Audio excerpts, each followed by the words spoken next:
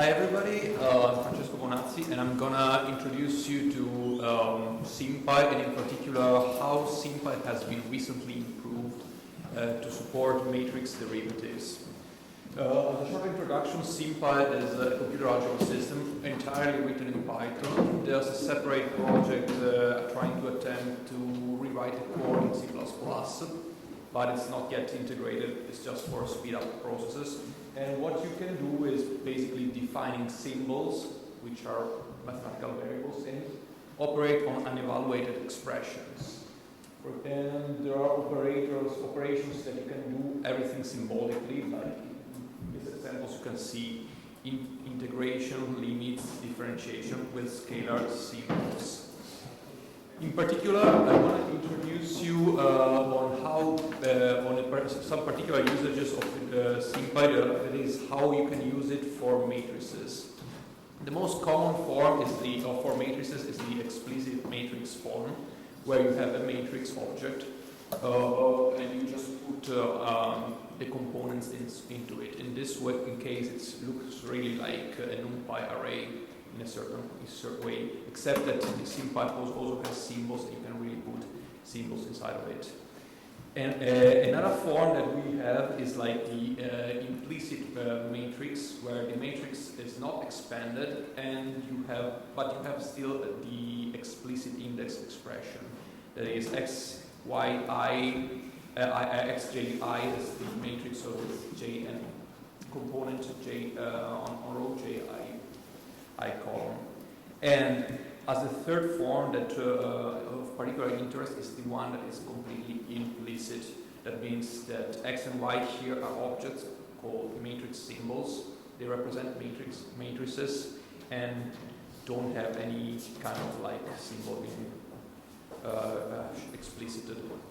There are other forms like implicit tensors with Einstein with the Einstein summation notation, but they're not quite really integrated. So for this talk, I'm gonna skip this last case. The explicit matrices in a certain way look like NumPy arrays, but we have some advantages over them. For example, you can access the element of a matrix with a symbolic index. I mean, if you call this kind of stuff here on a NumPy array, it will raise for certainly an exception, telling you that you cannot pass in the symbol and an addition object. In our case, we can still have like the component with an unknown position, and it remains unevaluated until you get some transformation that actually gives you an integer coordinates to find the element. Another thing that you can do is to mix the various notations. In this case, we are mixing like an explicit matrix with some implicit matrices. And also we can keep unevaluated expressions. For example, you have this matrix, explicit matrix, and you have you want to calculate the inverse, but just take the expression of the energy of the inverse without actually computing it. Well, when it comes to functions of matrices, there are two ways of actually handling them. The first one is the mathematical formulation, which says that a function applied to a matrix gives you the matrix that is the matrix to which the Taylor expansion converges, which is pretty unlike most of other libraries which commonly you have like a function applied to a matrix. It's meant to be an element-wise one. For example, if you apply the exponential function to this to the rotation generator, you get the rotation matrix. This is commonly known as generator or Lie algebra to Lie group mapping. If you apply element-wise the exponential function to the same matrix, you get a completely different matrix. We have decided how to implement this in SymPy. So substantially, we create the matrix like by multiplying the rotation generator with symbol theta. When you simply apply the x function to this matrix, you get like the exponential map.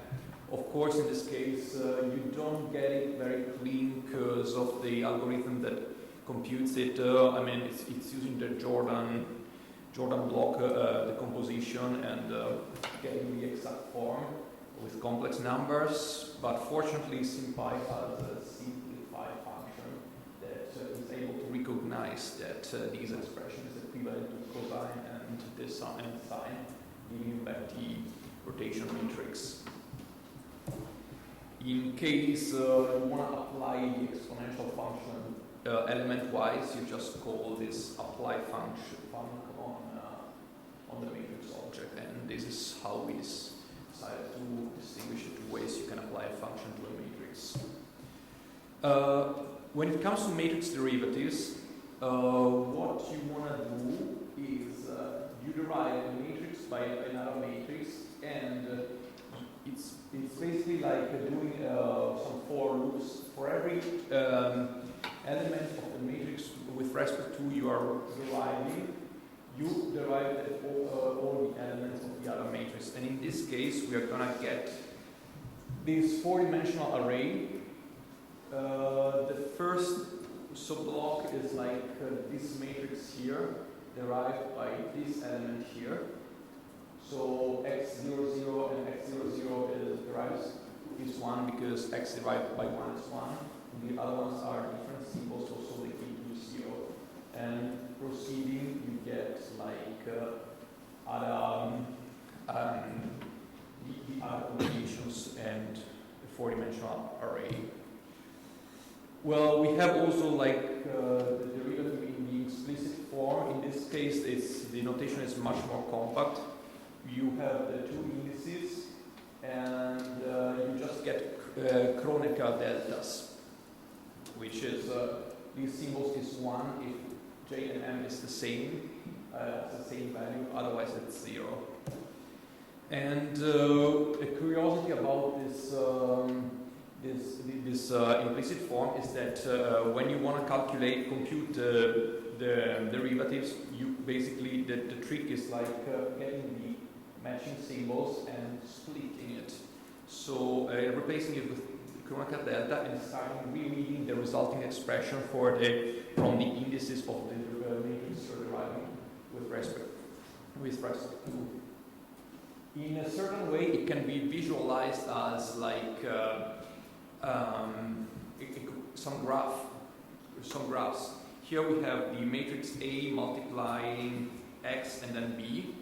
You can see that you can, and before that there are some dots, and after that dots, meaning other expression. We are just considering this part of the line, and we are actually seeing that we can actually see this multiplication of matrix succession as a line in a graph. What the matrix derivative operator actually does on this graph is that it removes the x matching the deriving variable, and it splits the graph in two parts, and resulting in a higher dimensional graph, unless these dots here are somehow reconnected and giving you back some matrix form.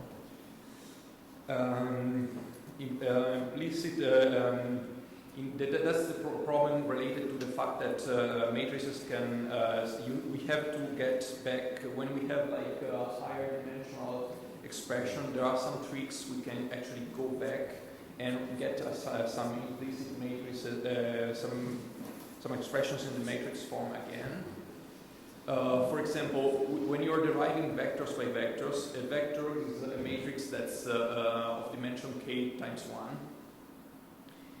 The derivative of a vector by vector would be of dimension k times 1 times k times 1.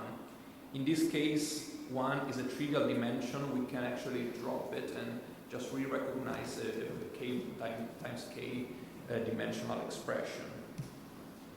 Another thing that may happen is when you have like a scalar combination, a combination of matrices giving you a scalar, such as most of the metrics are, and you just drop the first one times size, and you get again a matrix, a two-dimensional expression.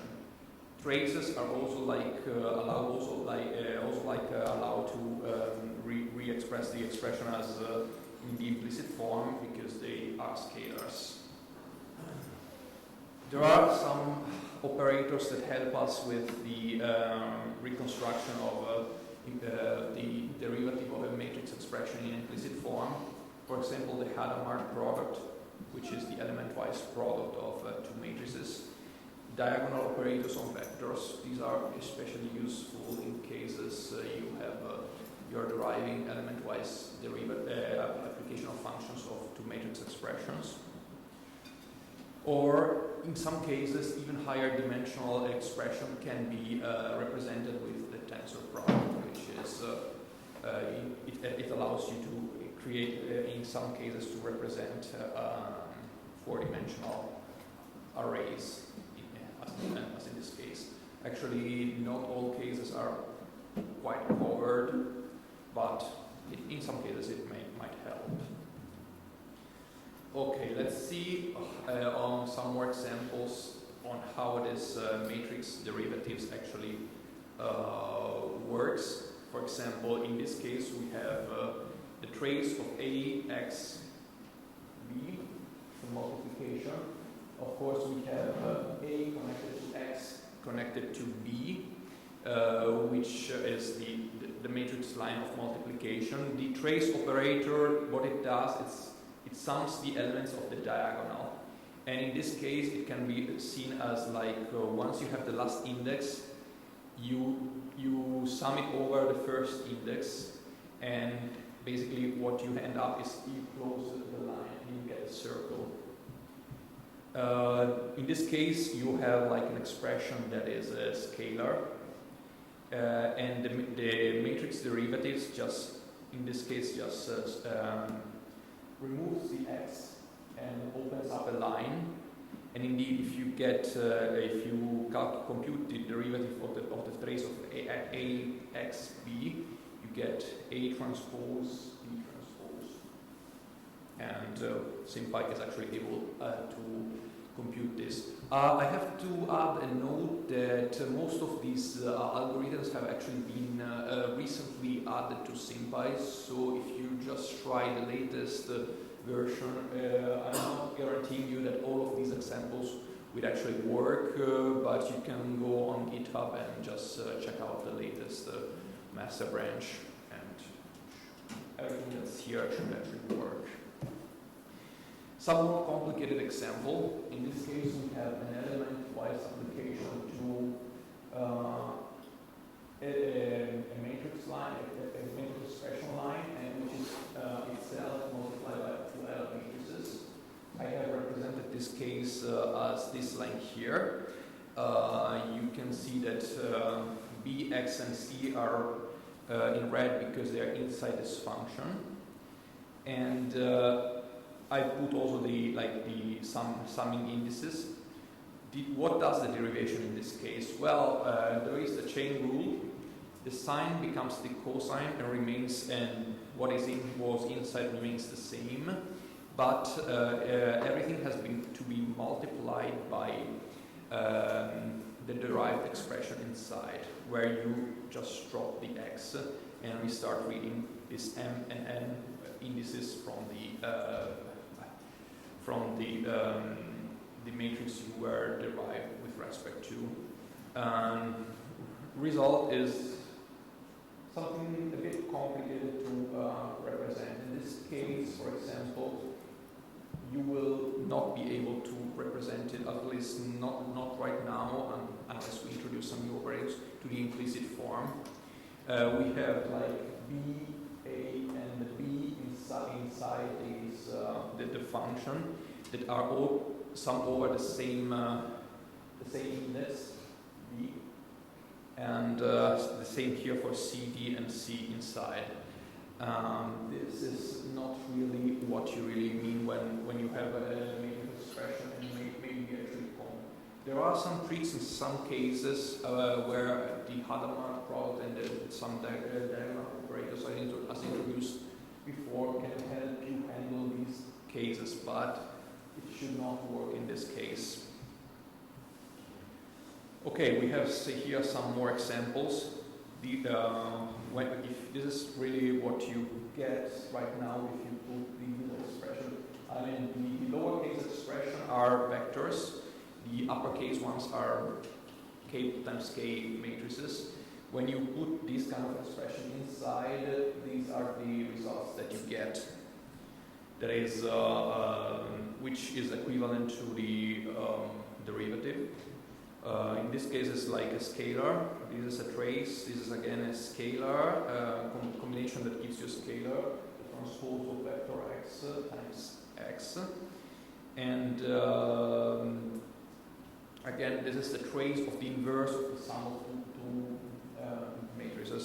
As you can see, the algorithm right now is pretty robust. It gives you this kind of like result.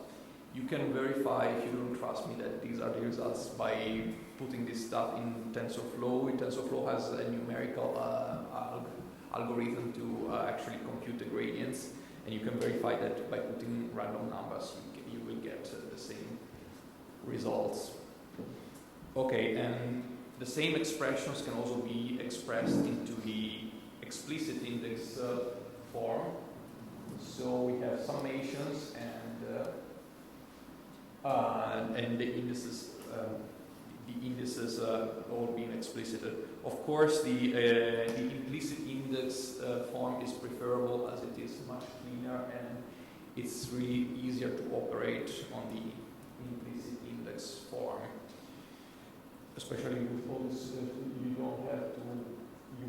It's pretty easy. You just know that you follow by following the order. You follow the lines of multiplication. Like here, you really have to do some parsing. The algorithm itself is like for the computation of the matrix derivative is like operating on graphs, and actually it's actually trying to once you get the graph that gives you the resulting expression. It tries to actually follow it and reconstruct these lines. Okay, let's see some applications. For example, the ridge regression is a model whereby we have like some data. X is like, this is a really simple example. It's not meant to be a suggestion to replace scikit-learn. It's just to illustrate how you can derive the resulting equations with SymPy. So the model is about having data x and that, but from which you want to predict a variable y, and you have n samples and k predictors. You want to have a beta. You want to get a beta that by this matrix multiplication predicts you the y's, and of course the model involves an error term. How does it work? You want to minimize an objective. That is, you want to have the difference between y and x beta to be minimized. So you create an objective where with y minus x beta squared. But at the same time, you want to avoid that beta gets too big. I mean, you don't want to have large betas. So you have a control parameter, lambda, and you also want to optimize the second term, this addition to the second term with this parameter here. And how do you do that? This is the code that you can put inside. You create the matrix expression with the transposition, which is equivalent to the raising to the square, lambda beta transpose beta, then the same minus x beta plus y transpose multiplied by the same expression, and just derive it. Diff is the standard SymPy way to compute the derivative. It's already integrated, it's already recognizes matrices. you pass the beta parameter, and then you construct an equation object equals to 0, and you get this equation. At this point, unfortunately, the equation solver of SymPy has some problem with non-commutative polynomials right now. So you just, I have arranged it by now. Unfortunately, hopefully in the future version of SymPy, we will fix this and be able to solve even matrix equations. We can re-express the same objective in the explicit index notation, which is like this.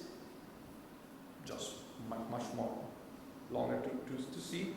Now, as another example, you suppose you want to show the maximum likelihood estimation. Suppose you have, this is also a very simple example, just finding the mean of the best parameter mu for a normal distribution. Suppose you have data xi and a statistical model with some parameters, in this case the normal distribution with mu and sigma. It could be much more complicated.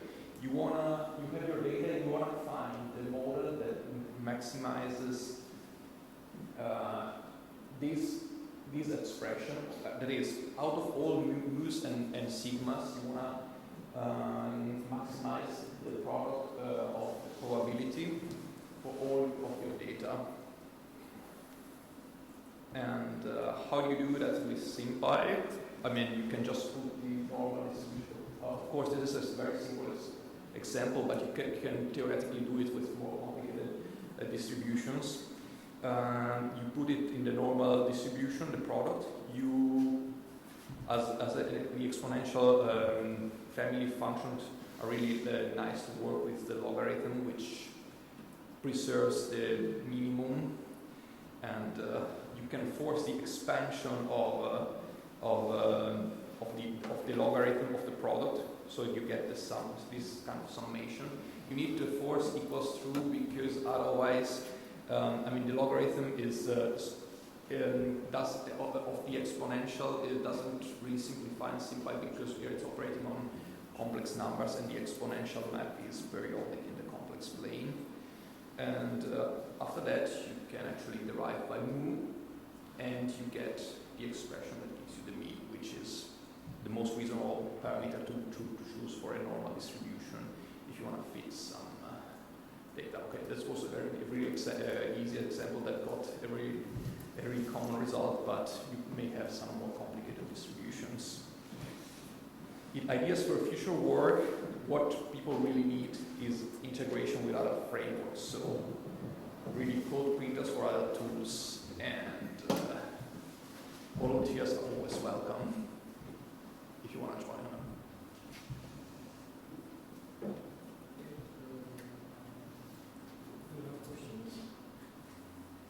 So one question is about the last slide. Do you have any code generation at all from SymPy now? Yes. Like C code?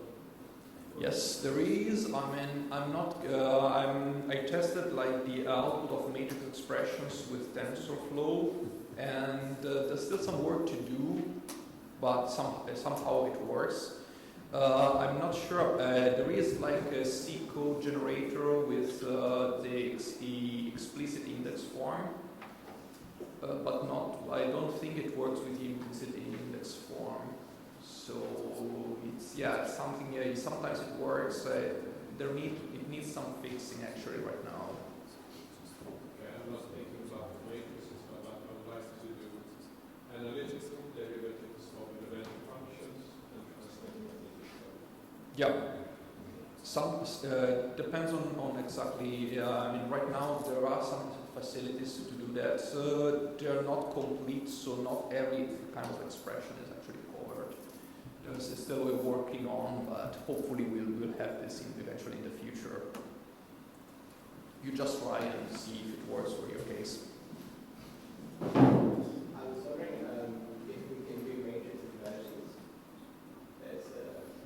The inverse of a matrix, yes, it's supported, and it's also supported in, there was like an example, where was it?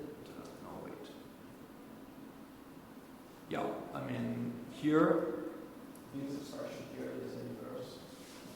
and you get the derivative in this case.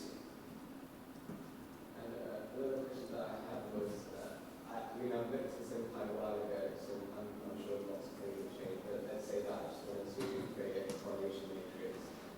So I just want one sort of diagonal and row 1, 2, row 1, 3, row. Create those kinds of things? Well, yes. We also have like a statistics module. It's been expanded this summer with the Google Summer of Code. You have also correlation objects that remain just to represent correlations. And I mean, if you want to compute the correlations because you have the explicit distribution, you can just put it in a matrix. There's various ways you can do it.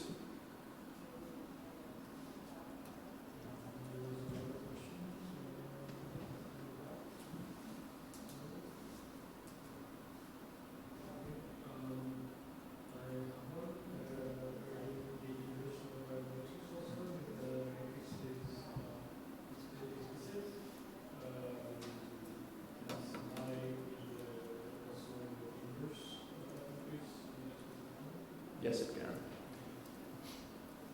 I mean, it's provided it can solve the. I mean, because it gives you and it has like an algorithm which gives you the exact solution. Provided it works, it can. If it fails, it won't be able. It's like also like this is related also like to other problems with explicit matrix in symbolic form. For example, if you want to calculate the eigenvalue. In this case, if the equation solver can find a solution, you will get it.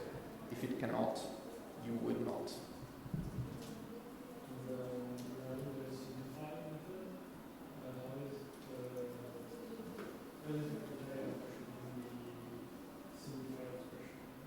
You mean when I went back to my first one? Oh, here? Okay, so it tries various algorithms transforming the expression, and then the expression clearly gets a niceness point. So there is like a prettiness point, there is like a metric which is not that pretty, I mean it's a bit arbitrary because it's what is in the simplest form is something a bit subjective. And it tries various transformations and gives the resulting expression a prettiness for a point, and the ones that are the lowest gets returned.